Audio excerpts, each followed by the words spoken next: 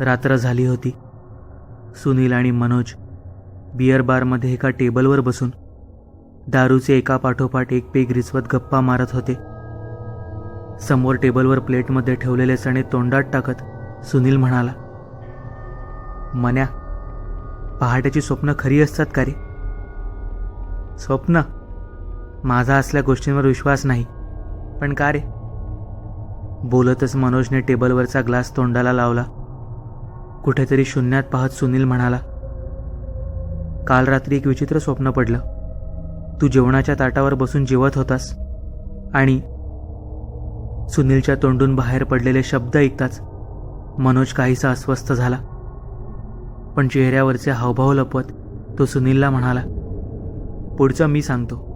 मी जेवत होतो आणि कुणीतरी माझ्या डोक्यात कुऱ्हाड घातली आणि माझी मान धडावेगळी केली.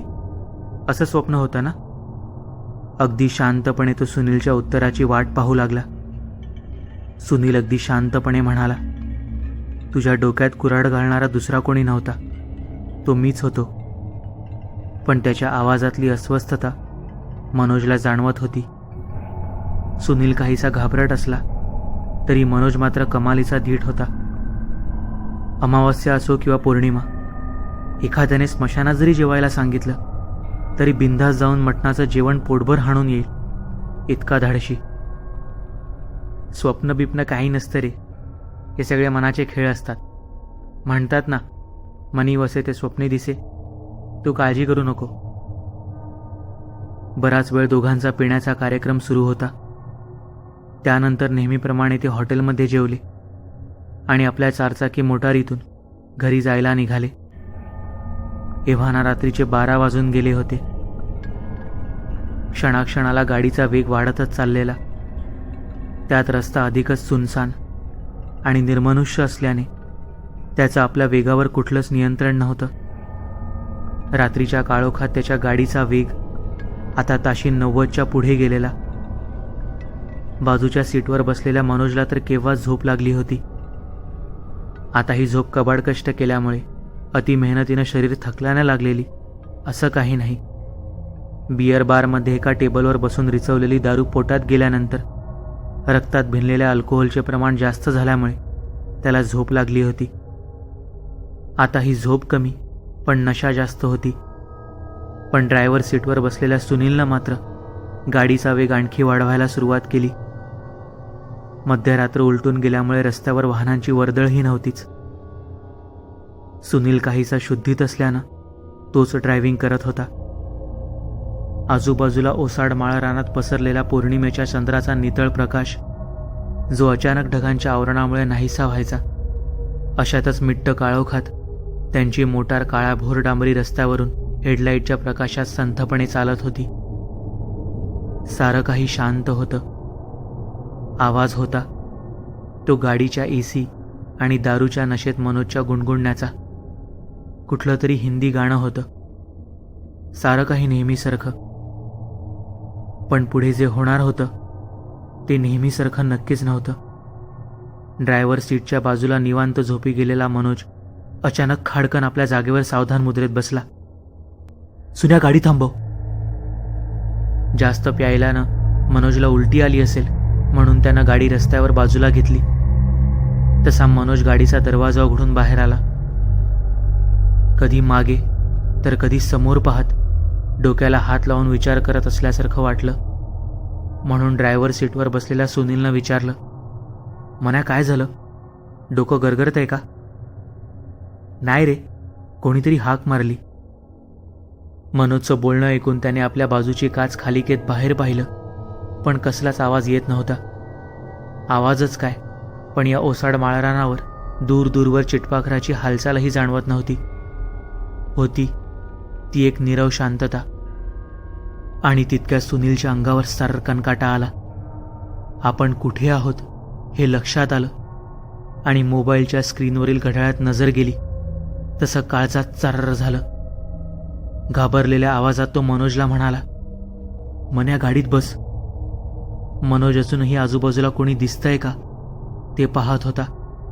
तसा सुनील जरा रागात ओरडलाच, मन्या साल्या, ऐक, गाडीत बस. पण हेलका वेग घेत चालणारा मनोज दारूच्या नशेत तिथेच कोसळला. आता मात्र नाईलाजानं सुनीलला गाडीतून उतरणं भाग होतं. ढगांच्या आड गेलेल्या पौर्णिमेच्या चंद्राच्या प्रकाशात पुन्हा सारं काही धुसर दिसू लागलं. तो गाडीतून खाली उतरला, पण भीतीनं दारू केव्हाच उतरली होती. कारणही तसंच होतं. त्या ओसाड माळावर अनेक लोकांना लुटमार करून दरोडेखोरांनी ठार मारून टाकलेलं. आता लुटमार करण्याचं प्रमाण नव्हतं, पण या परिसरात रात्री काही विचित्र अनुभव लोकांना येत होते. हाकामारी म्हणतात ना, तसाच एक विचित्र प्रकार, ज्याचा अनुभव आजूबाजूच्या परिसरात राहणाऱ्या अनेक लोकांनी घेतलेला. सुनीलनं मनोजला उचलून कसंबसं गाडीत बसवलंच होतं की एक गोष्ट त्याच्या लक्षात आली. काल रात्री याच जागेवर त्यांची गाडी रस्ता सोडून भरधाव वेगाने आली होती. त्याने गाडीच्या काचेतून किंचित बाहेर डोकावून पाहिले, तर बाहेर कोणीतरी त्याच जागेवर आडवं पडलेलं, जिथे काल त्यांची गाडी धडकून थांबली होती. मनोजला सांगावं तर गच्च प्यायल्यानं त्याला कसलंच भान राहिलं नव्हतं. गाडीचा हेडलाईट सुरू करून सुनील तसाच गाडीतून खाली उतरला. दूरवर पसरलेल्या त्या नीरव शांततेत एक आवाज घुमला, कर्कशपणे ओरडणाऱ्या टिटवीचा. सुनीलची नजर त्या आवाजाच्या दिशेने गेली, पण मिट्ट काळोखात घुमत होता तो फक्त टिटवीचा एकसारखा आवाज. तो दबक्या पावलांनी चालत त्या पालथं पडलेल्या इस्माजवळ गेला. तो पालथा पडला असला तरी काहीसा ओळखीचा वाटत होता. खाली वाकत सुनीलने त्याला नीट केलं आणि काळजाचा ठोकात चुकला. जमिनीवर पडलेला तो मनोज होता. त्याने झटकन गाडीकडे पाहिलं, तर मनोज पुढच्या सीटवर बसलेला. नकळत त्याच्या तोंडून शब्द बाहेर पडले, मग हा कोण आहे?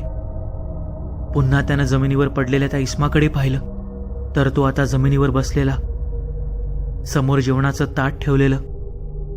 ते अधाशासारखं खात होता. आजूबाजूलाही बरंच खाण्याचं साहित्य ठेवलेलं. दारूची बाटली, मटण, चणे, उकडलेली अंडी, चिकनचे तुकडे आणि बरंच काही. मनोज एक एक करत आवडीच्या पदार्थांची चव चाखत होता. सुनील हे सारं विस्फारलेल्या डोळ्यांनी पाहत होता. तोच गाडीच्या हॉर्नचा कर्कश आवाज त्या शांत वातावरणात एखाद्या आरोळीसारखा घुमला. कदाचित मनोजचा हात झोपेत हॉर्नवर पडला होता. सुनीलच्या काळजाची मात्र धडधड कमालीची वाढली होती. तो झटकन गाडीच्या दिशेने धावला आणि हॉर्नवरून मनोजचा हात बाजूला करत समोर पाहिलं, पण समोर कोणीही नव्हतं. आपल्याला आज जरा जास्तच झालीये. गाडीत बसत सुनीलने गाडीचा दरवाजा बंद करून घेत स्टार्टर मारला. पुन्हा एक अडचण उभी राहिली. गाडी सुरू होत नव्हती. किल्ली बंद करून पुन्हा सुरू केली, पण आवाज करत पुन्हा बंद पडली. या सगळ्यात तो टिटवीचा आवाज मात्र चोहोबाजूंनी घुमत होता. जणू ती आपल्या कर्कश आवाजानं परिसरातील निद्रिस्त अवस्थेतील सैतानी शक्तींना जाग करत होती. या भीषण वातावरणामुळे सुनीलची मात्र पूर्णपणे उतरली. आपल्या थरथरत्या हातानं त्यानं गाडीच्या काचा वर करत पुन्हा स्टार्टर लावतच होता की इतक्यात पंखांची फडफड करत गाडीच्या बोनेटवरती टिटवी येऊन बसलीच. रात्रीच्या काळोखातही त्या टिटवीचे लालसर डोळे काळजाचा थरकाप उडवण्यासाठी पुरेसे होते. आपली मान काहीशी तिरपी करून ती आपल्या रखरखत्या लालसर डोळ्यांनी कधी आत बसलेल्या मनोजला तर कधी सुनीलला पाहत होती. तिच्या डोळ्यात पाहत सुनील पुन्हा किल्ली फिरवणार. तोच तिचा कर्कश आवाज चोहीकडे घुमला. त्या आवाजानं जणू सुनीलच्या मेंदूत लाल मुंग्यांचं वारोळच उठलं. भीती, जी आज त्याला संपवण्याच्या तयारीतच होती. सुनील कसलीच हालचाल न करता अगदी श्वास रोखून समोरच्या त्या टिटवीकडे पाहू लागला. तिची गूढ नजर दोनच ठिकाणी फिरत होती, एकदा सुनीलकडे आणि एकदा मनोजकडे. पण त्या टिटवीची नजर दोघांच्या मधोमध मागच्या सीटवर गेली आणि स्थिरावली. सुनीलच्या मनात विचार चमकून गेला, याचा अर्थ मागे सीटवर कोणीतरी आहे. पण कोण? गाडीत तर आम्ही दोघेच आहोत. याच विचारानं त्याच्या काळजाची धडधड वाढली. या नीरव शांततेतही त्याला स्वतःच्या काळजाचे ठोके अगदी स्पष्ट ऐकू येत होते. समोर असलेल्या रिअर व्ह्यू मिररवर नजर टाकली, पण काहीच दिसत नव्हतं.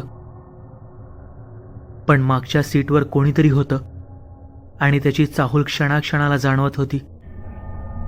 पण मागे कोण आहे हे मागे वळून पाहायचं धाडस होईना. राहून राहून मागील सीटवर कोणीतरी असल्याचा आवाज मात्र येतच होता. श्वासातली किंचितशी घरघर आणि ठराविक सेकंदाच्या अंतराने कानाला जाणवणारा हवेचा थंडगार स्पर्श. भीतीने केसातून उघळणारे घामाचे थेंब मानेवरून खाली सरकताना मागून हवेच्या स्पर्शानं अंगावर काटा उभा राहिला. आपली मान हळुवारपणे मागे फिरवत सुनील किंचित वळलाच होता की गाडीच्या पुढच्या बोनेटवर बसलेली ती टिटवी कर्कश आवाज करत पुन्हा वेगाने आकाशात झेपावली. तसं सुनीलच्या काळजाचा ठोकाच चुकला. घाबरलेल्या अवस्थेत त्याच्या गाडीची किल्ली फिरवली आणि यावेळी मात्र स्टार्टर लागला. गाडी सुरू झाली आणि क्षणाचाही विलंब न लावता गाडी सुसाट गावाच्या दिशेनं धावत सुटली. भीती, हाकेची भीती. राहून राहून सुनीलच्या मनात एकच विचार येत होता. मनोजला कोणीतरी हाक दिली होती, तीही मध्यरात्री. तो थांबला होता. भलेही आपण आता सुखरूप आपल्या घरी आहोत, पण खरंच वाचलो आहोत का? कारण ती जागा बाधित आहे.